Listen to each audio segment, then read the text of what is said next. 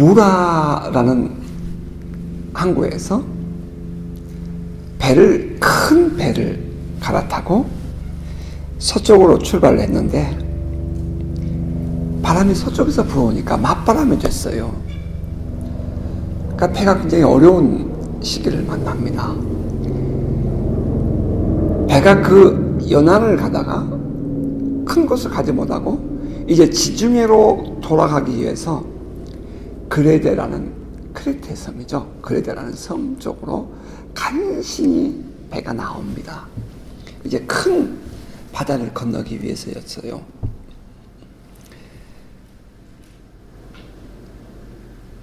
배가 더디 가 여러 날 만에 간신히 니도 맞은편에 이르러 풍세가 더 허락하지 아니하므로 살몬의 앞을 지나 7절과 8절입니다.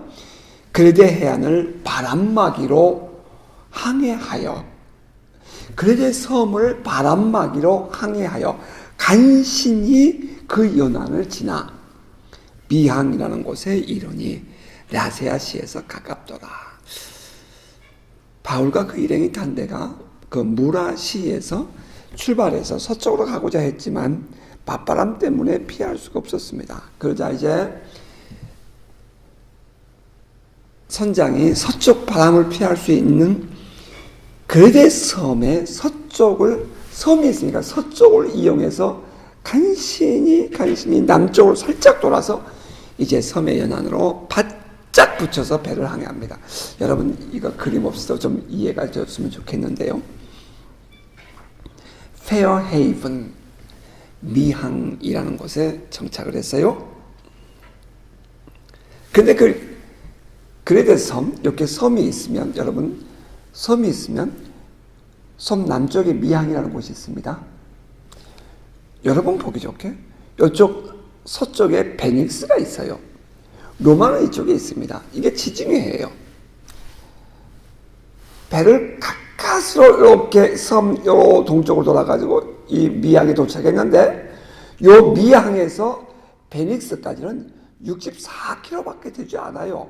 몇 시간이면 가는 거리입니다. 그런데 바람이 이쪽에서 부니까 배가 갈 수가 없어요. 그래서 이 배를 최대한 연안에 바짝 붙여서 여기까지 온 거거든요. 이제 그들이 생각하기를 베닉스로 가면 이 겨울도 지나기 쉽고 또 그리고 날씨가 좋으면 로마에 가는 길도 쉬울 거야 라고 생각을 하고 그들이 배를 출발을 하게 됩니다. 그때 바울이 말해요. 지금은 시기적으로 배가 가면 위험할 때일 뿐 아니라 사람도 화물도 배도 모두가 다 위험하니 우리 가지 말자 라고 말을 해요. 근데 바울의 이 말을 들은 백부장이 선장과 선원에게 물어보니 선장과 선원이 말하기를 괜찮아. 지금은 좋은 때예요 라고 말을 했어요. 그러니까 이 백부장이 선장과 선원의 말을 더 믿고 이 항해를 이제 순종하고 따라갈 마음을 갖게 됩니다. 배가 이제 가려고 해요. 배가 가려고 해요. 가려고 하는데 날씨가 참 좋았어요. 바람이 남쪽에서 불어와요. 그동안은 바람이 어느 쪽에서 불었어요? 요 서쪽에서 불었어요. 근데 이제는 바람이 남쪽에서 불어와요. 그럼 파도가 남쪽에서 북쪽으로 온다는 얘기예요. 섬은 여기에 있어요. 파도가 남쪽에서 북쪽으로 오니까 배가 이렇게 섬 연안을 가고 가기에 참 좋은 바람이에요. 이 배가 파도를 타고 바람만 잘 이용하면 쉽게 서쪽으로 갈 수 있는 그런 바람이었단 말이에요. 그러니까 이렇게 성경은 기록했죠. 남풍이 순하게 불매 그들이 뜻을 이룬 줄 알고 라고 했어요. 선장과 선원은 이 닻이 뭐냐면 앵커예요. 앵커를 땅에 딱 박아놓고 하는 것을 닻을 내렸다 한 것이거든요. 이제 배가 출발하게 닻을 거두고 이제 묶었던 모든 이 바닷가에 정박해 있던 모든 것을 다 끌고 이제 배가 출발을 해요. 이때까지만 해도 모든 일들이 순탄하게 잘 진행되는 듯 싶었어요. 아니요, 뭐 진행됐지요. 오늘날 우리들의 삶으로 한번 적용을 해볼까요? 사업이 잘 되는 거예요. 가정도 평안해요. 주변의 모든 일들이 다 순탄하게 술술술 풀려가는 것입니다. 모든 것이 척척 들어맞죠. 불안할 이유가 전혀 없어요. 날씨가 너무 좋아요. 환경이 너무 좋아요. 더군다나 이 그레데라는 섬, 요 섬을 바짝 붙여서 항해하면 바람막이도 될 뿐 아니라 이제 남쪽에서 바람까지 불어왔으므로 모든 것이 다 순조로웠습니다. 배가 순항을 하죠. 뭐 거리도 그렇게 멀지 않아요. 64km밖에 되지 않아요. 바로 이렇게 우리의 생각으로 판단해 보면 쉬운 일이란 말이에요. 간단해 보여요. 팍 잡으면 잡을 만한 그런 모든 일들이 지금 열리고 있다는 거죠.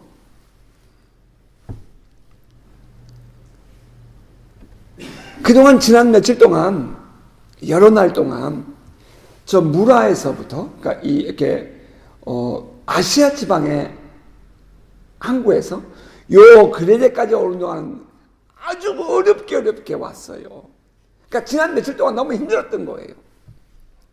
그동안 내가 내 인생 살아온 모든 과정들이 속상했다 이 말이에요. 그런데 지금 갑자기 내 인생이 열리는 거예요. 내 모든 삶이 다 평안해지는 거예요. 모든 것이 잘 되는 것 같아요. 종종 우리들의 삶을 돌아보면 이런 경우가 많죠. 어려운 과정 잘 견뎌냅니다. 그래서 이제는 주변을 돌아보면 모든 것이 안정된 듯 보인단 말이에요. 생활 속에서 나의 모든 삶을 지켜줄 만한 바람을 막아줄 사람도 생기고요. 환경도 준비가 되는 겁니다. 우리를 도와줄 사람들은 전문가들이고요. 주변 환경들을 잘 이용하면 웬만한 길들도 열릴 듯이 보여요.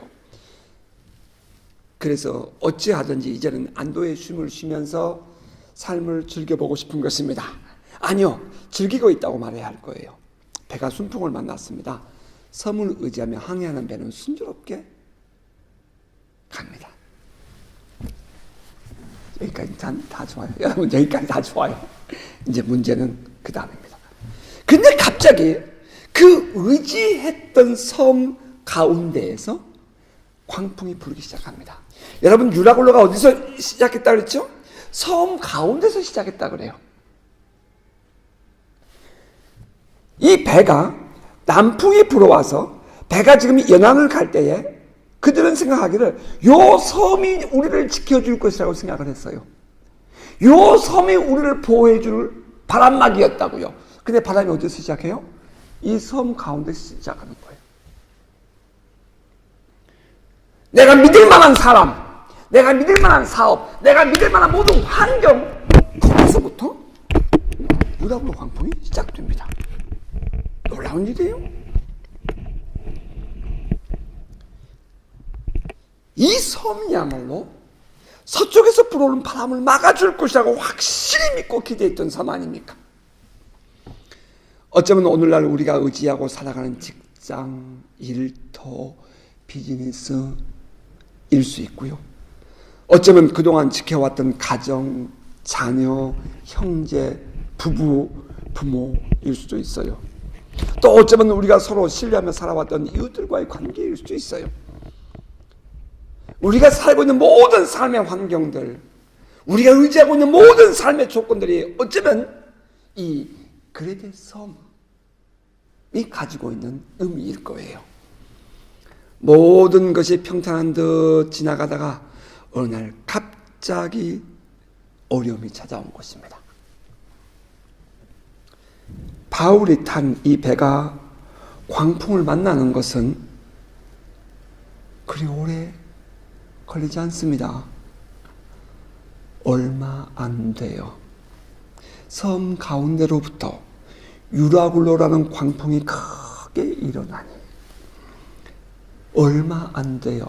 섬 가운데로부터 유라굴로라는 광풍이 일어나니, 여러분, 이 미항에서 서쪽에 있는 베닉스 항구까지 멀지 않다고 얘기했어요. 그런데 이 유라굴로 광풍은 이 짧은 항해를 허락하지 않습니다. 미항에서 베닉스까지 그 짧은 항해를 이 유라굴로라는 광풍이 기다려주지는 않아요. 섬 한가운데서 일어나는데, 여러분, 그 유라굴로가 무슨 뜻이라고요? 북동풍이라는 뜻입니다. 북동풍. 자, 여러분, 잠깐 그림자, 저를 손 보십시오. 그레데 섬 여기 있어요. 남풍이 불어오니까 지금 요즘 서쪽으로 지금 가고 있는 이 배가 매우 순풍을 만나듯이 가고 있어요. 북동풍이라는 북쪽과 동쪽에서, 북동풍이라는 것은 이쪽에서 바람이 분다는 것을 의미해요. 바람이 이쪽에서 불어와요. 그러면 지금까지는 배가 남쪽에서 바람이 불어왔기 때문에 이 섬 가까이 갈 수 있었는데, 북쪽에서 바람이 불면 배가 밀려갈 것 아니에요.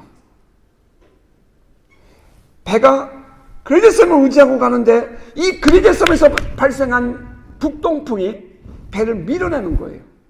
나는 이 사업 의지하면 될 것 같았는데 사업이 나를 거부하는 것처럼 보이는 거예요. 내가 이 사람 의지하면 될 것 같았는데 이 사람이 나를 거부한 것처럼 느껴지는 거예요. 내 모든 삶의 환경이 나를 밀어내는 거예요. 이 유라굴로 광풍이 갖는 의미예요.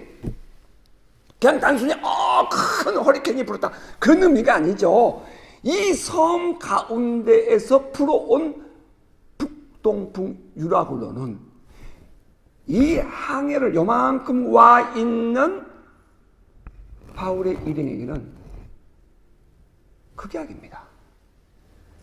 극약이에요. 모든 지금까지 계획과 모든 지금까지 삶은 완전히 180도 뒤덮는 그런 바람이었다는 거예요. 이게 이제 결정적인 거죠.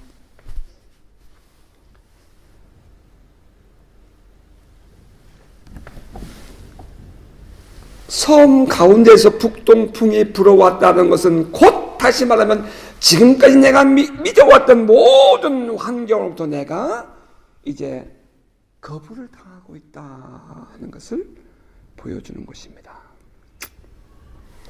내가 계획했던 대로 모든 것이 잘 될 때는 신나고 재미있을지 모릅니다. 하지만 인생을 살다 보면 모든 것이 다 그렇게만 잘 되고 평탄한 것이 아니라는 사실입니다. 이미 바울이 이 항해에 대해서 경고했잖아요. 여러분이, 내가 보니 이번 항해가 하물과 배만 아니라 우리 생명에도 타격과 많은 손해를 끼치리라. 바울은 이미 그들에게 경고했어요. 그렇게 하면 안 된다고. 하지만 그들은 바울을 통해 들은 이 말을 무시합니다. 아니, 어쩌면 마음 한편으로는 불안해하고 있을지도 몰라요. 그래서 백부장이 선장과 선원에게 물었을 거예요. 야, 이거 바울이 이렇게 하면 안 된다는데, 항해하지 말자는데. 그랬더니 선장과 선원이 주변에서 말합니다. 아니야, 괜찮아, 이건 순풍이야. 지금은 항해하기에 합당한 때요. 매우 이성적이고 합리적인 판단을 합니다. 매우 전문적인 판단을 해요.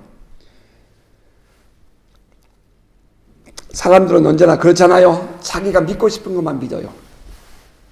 자기가 믿고 싶은 것만 믿는다고요. 내가 받아들이고 싶은 것만 받아들여요. 설교를 해도요, 내가 듣고 싶은 것만 들어요. 많은 사람들이. 대화를 해봐도요, 내가 믿고 싶은 것만, 내가 듣고 싶은 것만 들어요. 그 일반적인 사람들의 모습이란 말이에요. 이 선장과 선주의 말을 들은 백부장, 그 당연하게 그렇게 하는 거예요. 그런데 배가 어떻게 했어요? 결국 어떤 일을 만났지요? 처음에는 순풍을 만난 줄 알았어요. 기분 좋게 갑니다. 근데 얼마 못 가서 큰 광풍을 만나요. 이제는 어찌해 볼 겨를도 없을 만큼 위험한 상황을 만납니다. 그게 뭐라고요? 유라굴로 광풍이라는 거예요. 북동풍이라는 거예요. 지금 그들은 가장 유익한 것은 남동풍이어야 돼요. 그런데 북동풍이 왔다는 것은 이 그레데 섬에서 더 멀리 가는 거예요. 그래서 이 배가 풍랑을 만남으로 말미암아 멀어져요. 그레데 섬에서 멀어져요. 요 그레데 섬 밑에 요만큼 가면 가우다라는 작은 섬이 있어요. 가우다라는 작은 섬이 있어요. 배가 그레데 섬으로 바짝 가야 되는데 이제 배가 광풍 때문에 멀어지는 거예요. 그래서 이 가우다라는 섬 가까이 가는 거예요. 그들은 자신의 힘과 능력으로 되지 않는다는 사실을 받아들입니다. 배가 밀려 바람을 맞춰 갈 수 없어 가는 대로 두고 쫓겨가다가 그냥 흘러가는 거예요. 이제는 우리의 힘으로 안 되는 거예요. 그냥 흘러가는 거예요. 우리 인생 그렇잖아요. 그냥 시간 지나면 해결되겠지. 그냥 흘러보내는 경우가 많잖아요. 지금 꼭 그러는 거예요. 자기들이 어찌해 볼 도리가 없음을 인정한다 이 말이에요. 적어도 이 배를 항해하는 선장과 선원은 북아프리카에서 지중해를 건너서 아시아 지방과 저 이탈리아 지방을 유럽 지방을 항해하는 아주 전문적인 항해사들이에요. 실력자들이라고요.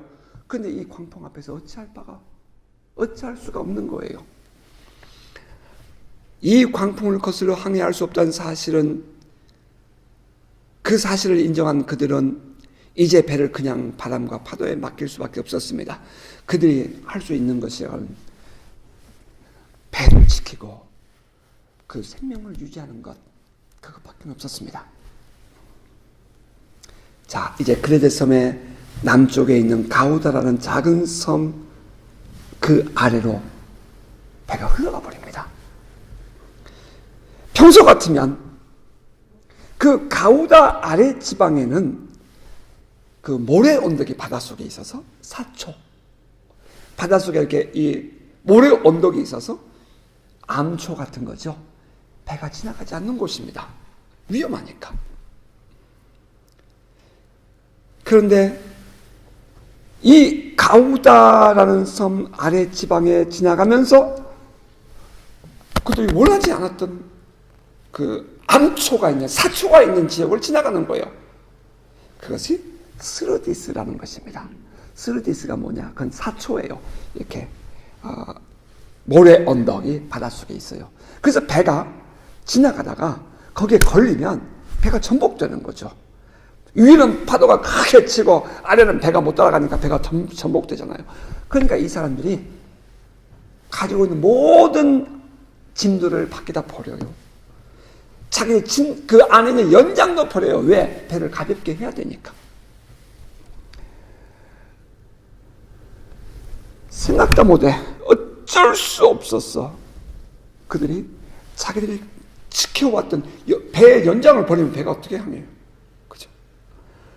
거기 가지고 있는 화물들을 버리면 어떡하냔 말이에요. 이 화물들은 저 알렉산드리아 북아프리카에서 나오는 그 이 곡물들을 싣고 지금 로마에 가는 배인데 그거 버리면 어떻게 하냔 말이에요.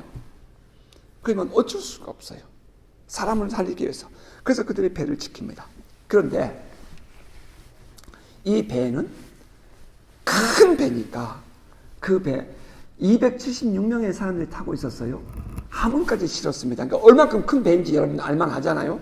그런데 거기에 구명보트가 늘 준비가 되어 있었습니다. 우리 성경에는 그냥 거루를 잡아 거루라고 되어 있어요. 그 거루가 구명보트입니다. 라이프보트예요. 구명보트예요.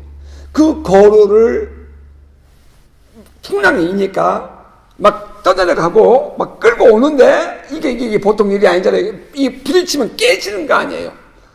그러니까 그 거루 구명보트를 바짝 붙이고 배가 부딪혀 파손하지 않도록 끄드로 단단히 묶습니다. 뭐 우리말로는 뭐 스루디스 뭐 거루 이러니까 조금 좀 어려운데 그 사초 위에 지금 떠 있는 배가 구명보트 때문에 막 서로 부딪히니까 파손될 가능성이 있어서 구명보트를 잡아당겨서 거루를 끌어다가 끈으로 단단히 묶고 이제 배가 짐을 내려놓는 것입니다. 그러니까 배가 훨씬 더 편해졌죠. 가우다라는 작은 섬 아래로 지나 간신히 거루를 잡아 구명보트를 잡아당겨서 끌어올리고 줄을 가지고 선체를 둘러 감고 스르디스 사초죠. 스르디스에 걸릴까 두려워하여 연장을 내리고 그냥 쫓겨가더니 계속 그냥 물에 흘러가는 거예요. 파도에. 우리가 풍랑으로 심히 애쓰다가 이튿날 사공들이 짐을 바다에 풀어내버리고 사흘째 되는 날에 배의 기구를 그들의 손으로 내버리니라. 자기 손으로 내버리는 거예요. 지금 자기 손으로. 그리고 또 성경은 이렇게 기록하면 여러 날 동안 해도 별도 보이지 아니하고 큰 풍랑이 그대로 있음에 구원의 여망마저 없어졌더라. 여러 날 동안 해도 별도 보이지 아니하고 큰 풍랑이 그대로 있음에, 여러분 상상이 되십니까? 단지 몇 시간이 아니에요. 이제 단지 몇 시간이면 갈 줄 알았어요. 단지 몇 시간이면 갈 줄 알았어요. 근데 이제 그들이 만난 이 풍랑은 구원의 여망이 없을 정도로 어려움 속에 빠지게 됩니다. 뭔가 기대할 만한 것이 아무것도 없다 이 말이에요. 큰 풍랑이 그대로 있었다 그랬어요. 큰 풍랑이 그대로 있음에 구원의 여망마저 없어졌더라. 남의 이야기고 성경의 기록이니까 우리는 쉽게 읽어 내려갈지 모르겠어요. 하지만 입장을 바꿔놓고 이 풍랑 속에 있는 사람이라고 생각해 보십시오. 만일 이 말씀의 주인공이 저와 여러분이라면 여러분 우리는 어떻게 했을까요? 참 기가 막힌 상황입니다. 구원의 여망마저 없어졌더라. 이 배에 함께 타고 있는 모든 사람들 모두가 지쳐있고 불안해하며 떨고 있는 상태입니다. 음식을 먹지도 못했어요. 이 배에 타고 있는 승객의 수가 276명이라니까요. 모두가 그렇게 불안한 여러 날을 지냅니다. 아직도 그들은 불안한 시간을 보내고 있는 거예요. 아주 여전해요. 큰 풍랑이. 여전해요. 큰 풍랑이 그대로 있어요. 자, 이제 그때에 그들 가운데 한 사람 바울이 불쑥 서게 됩니다. 상황은 하나도 변하지 않았어요, 여러분. 여전히 구원의 소망이 없어 보입니다. 그때 하나님의 사람 바울이 그들 가운데 서서 말하는 거예요. 내 말을 듣고 그에 대해서 미항해서 떠나지 아니했으면, 안 떠났으면 이 타격과 손상을 면했을 텐데 그랬으면 좋을 뻔했네, 이렇게 말하는 거예요. 참, 어떤 생각해보면 이거 뭐 웃어야 할지 울어야 할지. 내가 미항해서 말했잖아. 이제 금식의 절기도 끝났고 이때는 항해할 때가 아니야. 이때 우리가 항해를 하게 되면 배도 위험하고 화물도 그렇고 우리 사람도 손상을 봐. 우리 모두가 다 손해를 봐. 안 했으면 좋겠어. 하지 마. 이렇게 얘기했잖아. 근데 왜 그때 그 말 좀 듣지? 지금 그런 말이에요. 그랬으면 좋았을 터인데. 이제 그렇게 말하는 거죠. 이번 항해는 위험하다고 백부장에게 바울이 말했었잖아요. 바다 사람도 아닌 바울이 어떻게 그렇게 할 수 있었느냐고 질문하고 싶은 사람이 있을지도 모르겠어요. 선장과 선원의 말과는 정반대의 말을 바울이 한 것이니까요. 사실 누가 바울의 말을 따르겠어요? 하지만 저는 한 가지 여러분에게 확실하게 짚고 넘어가고 싶은 것이 있어요. 기도하는 사람에게는 무엇인가 일반인들이 알 수 없는 영감이라는 것이 있답니다. 여러분 동의하십니까? 기도하는 사람에게는 일반인들이 알 수 없는 영감이라는 것이 있어요. 아, 이건 아닌데, 저러면 안 되는데, 그때가 있어요. 흔히 사람들은 이성적이고 합리적인 이해와 판단이 옳다고 주장할 겁니다. 아, 그렇죠. 예, 물론 그 시기적으로도 금식의 절기가 끝난 이후라서 이건 항해에 합당하지 않는 이 때였어요. 단순히 그것만이 아니에요. 그런데 그럼에도 불구하고 선장과 선원이 볼 때는 항해할 수 있다고 판단한 거거든요. 아주 짧은 거리였기 때문에 더욱더 쉽게 봤단 말이에요. 이건 이번에만 하고 간단하게 봤을지도 몰라요. 더군다나 그레이드 섬이 있으니까 섬 밑으로 살살살 가면은 충분히 갈 수 있다고 판단했을지도 몰라요. 그러나 기도하는 사람 바울에게는 그것이 아니라는 거예요.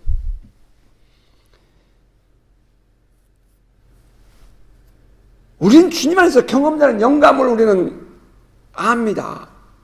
이 영감은 하나님과의 깊은 친밀감을 통해서 주님의 눈으로 세상을 보는 것입니다. 때로는 도저히 이해가 되지 않는 경우도 있고요. 받아들이기 어려운 결단을 요구할 때도 있어요. 정말 그럴까 하는 상상을 초월하는 것들을 깨닫게 하실 때도 있단 말이에요. 어떻든 간에 일반적으로 이러한 영감은 받아들이지 않는 것이 보편적입니다. 그래서 바울이 그렇게 말했을 때에도 백부장과 선장과 선원들은 바울의 말을 무시해요. 그런데 결국 어떻게 돼요? 바울의 말대로 큰 위험을 만나지 않습니까? 기도하는 사람, 복음을 전하는 사람이 전하는 말 가볍게 여기지 마시기 바랍니다. 신앙생활을 바르게 하자, 말씀을 따라 살자, 주일 성수하자, 주님을 바르게 섬기자, 기도에 열심을 내자, 예배 바르게 드리자, 이런 말들 때로는 거북스럽게 들리기도 해요. 여러분 그럴지도 모르겠어요. 아무런 일이 없다고요? 모든 일들이 술술 잘 풀린다고요? 순풍을 만났다고요? 여러분 장담 못하겠어요. 기도하는 하나님의 종들의 경고를 들을 줄 아는 저와 여러분 될 수 있기를 주의 이름으로 축복합니다. 바울이 말합니다. 내가 너희를 권하노니 이제 안심하라. 너희 중 아무도 생명에는 아무런 손상이 없겠고 오직 배뿐이 일이라. 불안에 떨고 있는 그들에게 바울이 말합니다. 이제는 안심해라. 이제는 됐다. 이제는 안심해라. 바울이 그들에게 계속해서 말하죠. 내가 속한 바 곧 내가 섬기는 하나님의 사자가 어젯밤에 내 곁에 서서 말하기를 바울아 두려워하지 말아라. 내가 가이사 앞에 서야 하겠고 또 하나님께서 너와 함께 항해하는 자를 다 너에게 주셨다 하였으니 그러므로 여러분 안심하십시오. 나는 나에게 말씀하신 그대로 되리라고 하나님을 믿습니다. 그런즉 우리가 반드시 한 섬에 걸릴 것입니다. 지금 바울이 탄 배 안에는 누가와 아리스타고를 제외하고는 아무도 신앙인들이 없었습니다. 더군다나 여러분 다른 사람들이 바라볼 때 이 사람 죄수 아니에요? 바울이 가진 신앙은 당시 세상 사람들에게 인정받지 못했습니다. 그는 아무도 인정해주지 않는 예수쟁이라고요. 오히려 세상 사람들은 저 사람들 예수에 미쳤다고 말하는 사람이잖아요. 죄의 수로 끌려가는 처지란 말입니다. 사회에서 버림받은 신앙인이에요. 그런데 그가 거꾸로 불안해하며 떨고 있는 그 정상적인 사람들이 앞에서 당당하게 말합니다. 여러분 안심하십시오. 나는 나에게 말씀하신 그대로 되리라고 내가 섬기는 하나님을 믿습니다. 유대 종교 지도자들, 율법주의자들에게는 죽임을 당할 뻔했고요. 정치인들에게서는 죄수로 묶임을 당했습니다. 세상 어느 사람들에게 존경받을 만한 모습이라고는 하나도 보이지 않아요. 사람들 볼 땐 참 무시할 만한 사람이었단 말이에요. 그런데 그가 이렇게 말합니다. 나는 내게 말씀하신 나의 골방에서, 나의 지성소에서, 나의 신앙의 자리에서, 나의 기도의 자리에서 아무도 주변 사람 없어도 나 혼자 지금 내가 섬기고 있는 그분이 나에게 말씀하신 그대로 내게 되리라고 나는 그 하나님을 믿는다. 바울의 당당함이 어디서 나옵니까? 살아계신 하나님을 믿는 믿음에서 나옵니다.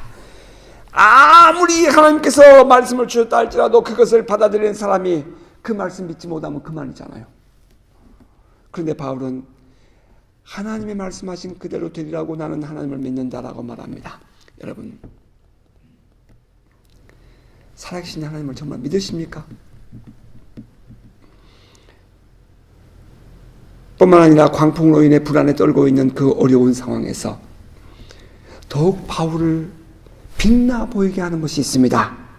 그것은 그 살아계신 하나님이 지금 우리와 함께 계신다 하는 사실을 그가 지금 인정하고 있다는 것입니다. 단순히 하나님을 믿는다, 우리가 흔히 말하는 것처럼 단순히 하나님을 믿는다 그런 뜻이 아니라 지금 나의 모든 이 삶의 상황, 이 환난을 만나고 내 이 배가 말이에요 바스날 지경에까지 이르고 불안에 떨고 있는 바로 그 상황에 말이에요. 하나님이 살아계신 하나님이 전능하신 하나님이 Almighty God, 전능하신 하나님이 지금 나와 함께 계신다 하는 것이 바울을 당당하게 만들었다 이 말이에요. 내일을 알 수 없는 불안한 상황에서 살아계신 하나님이 나와 함께 계시다는 사실, 이것만큼 우리를 굳건하게 세워줄 확실한 힘이 어디 있겠습니까? 도저히 구원의 소망이 없어 보이는 상황이라겠어요. 큰 풍랑은 여전히 그대로 있다고 했습니다. 도저히 길이 없어 보이는 캄캄한 상황, 그곳에 전능하신 하나님이 함께 계심을 아는 것, 이것이야말로 세상 그 어느 곳으로 살 수 없는 힘이었습니다. 지금도 살아계셔서 우리와 함께 하신 그 하나님을 인정하십니까? 그리고 그 말씀대로 될 것을 믿습니까? 기도하는 사람 바울이 타고 있다고 하여 배가 광풍을 피하는 것은 아닙니다. 그들의 삶에 하나님의 사람이 함께 있다고 해서 그 지혜가 온전히 받아들여지는 것 아닙니다. 이제 그 배는 광풍을 만나 파손될 지경에 이르렀고 그 배 안에 모든 사람들도 죽을까 두려움에 사로잡혀 있었습니다. 하나님의 사자가 Angel of God, 하나님의 사자가 바울에게 찾아와서 하는 말이 안심하라 한 것을 보면 분명히 바울도 두려워하고 불안해하고 있었을 것임에 틀림없습니다. 두려워 떨고 있는 바울을 찾아온 하나님의 사자, 그가 바울에게 말합니다. 내가 가이사 앞에 서야 하겠고 또 하나님께서 너와 함께 항해하는 자들을 다 너에게 주셨다라고 말을 전해줍니다. 우린 여기서 이 사명이라는 관점에서 이 말씀 다시 한번 생각해 보게 됩니다. 왜 바울이 살아야 합니까? 그 큰 풍랑, 모든 환경이 다 거부해버리고 이제 의지할 곳조차 없고 사람도 의지할 수 없고 환경도 의지할 수 없고 아무것도 할 수 없는 이 마지막 그 순간, 마지막 그 끝에서 말입니다. 왜 바울은 살아야 했습니까? 왜 바울은 살아날 수 있었습니까? 그것은 바울에게 사명이 있었기 때문입니다. 그 신라 같은 사명. 여러분 신라시 뭔지 압니까? 바늘귀에 그 들과 그 실을 끼기 위해서 끝에 막 가다한 거 집어넣잖아요. 지금 바울이 그 위경에서 말이죠. 하나님이 그 바울을 살려내셔야 할 이유가 뭐예요? 그 사명 때문이에요. 주님이 바울에게 말했잖아요. 지난날 바울이 그렇게 고백했잖아요. 내가 로마에 가리라. 내가 로마에서도 나의 증인이 되리라. 그렇게 말씀하시고 그는 고백했잖아요. 우리가 지난날 하나님께 고백했어요. 하나님, 내가 주의 복음을 전하는 자가 되겠어요. 하나님, 내가 이제는 주의 성으로서 살겠어요. 내가 하나님 말씀대로 살게요. 우리가 그렇게 고백했다고요. 옛날에 우리는 새까맣게 잊어버리고 살아요. 우리는 오늘 나의 삶이 그냥 풍요롭고 좋다고요. 그냥 넉넉해 보여요. 그런데 바로 그때 주님이 물으시는 거예요. 너 진짜냐니까요. 주님 말씀하시는 거예요. 모든 것이 끝나버렸어요, 바울. 그때 이미 끝난 거라고요. 내가 로마에 가서 나의 증인이 되어야 하리라. 내가 가이사 앞에 서야 하겠고. 이 배가 광풍을 만나 어려움을 겪고 있었지만 이 배가 파손할 수밖에 없었던 데는 이유가 있었기 때문입니다. 파손할 수 없었던 데는 이유가 있었기 때문입니다. 그것은 사명자 바울이 있었기 때문이라고 한다면 이 해석, 제가 지나친 해석일까요? 하나님의 사람 바울 때문에 그 배에 타고 있는 모든 사람들은 위기에서 살아날 수 있었습니다. 오늘 이 시대에 바울처럼 남을 살리는 사람 되시기를 주의 이름으로 축복합니다. 물론 때로는 우리가 이해할 수 없고 때로는 내가 받아들이기 어려운 환경들이 우리를 엄습해 온다 할지라도 여러분, 사명이 있는 한 하나님은 우리를 동행하십니다. 요나가 담배는 요나 때문에 풍랑을 만나요. 여러분 잘 들으셔야 돼요.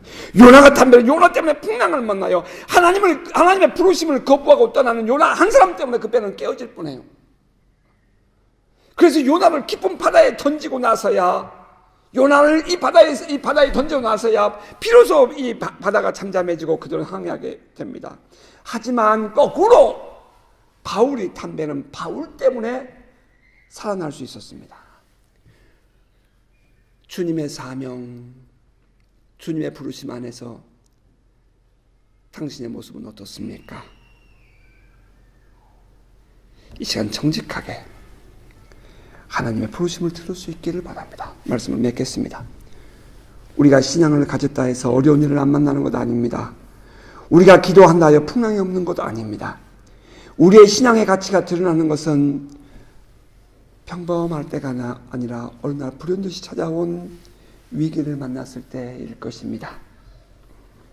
평소에 주님과 늘 깊은 교제를 나누며 친밀감을 유지해온 사람과, 좀 죄송하지만 단순히 교회를 드나들며 신앙생활하는 사람과의 차이는 위기를 만나면 알 수 있습니다. 살아있는 신앙은 어느 날 갑자기 생기지 않습니다. 평소에 유지되는 변함없는 신앙이 세상의 즐거움을 누리고 사는 사람들이 보기에는 재미도 없어 보이고 어리석어 보이는 사람 같지만, 그런 사람이 정말 큰 힘을 가진 사람이고 능력 있는 신앙인입니다. 주님 없이도 모든 일들이 잘 되어가는 것처럼 보입니까?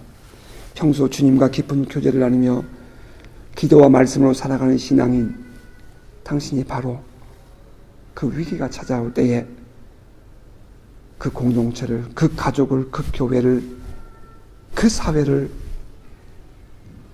구원해낼 바울이라는 사실을 기억하시기 바랍니다.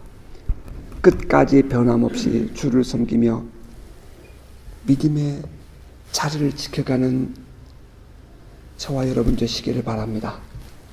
지금도 우리와 함께 계신 하나님, 그리고 그분의 말씀대로 이루실 그 하나님을 굳게 믿고 믿음으로 사는 복된 성도 되시기를 주의 이름으로 축복합니다.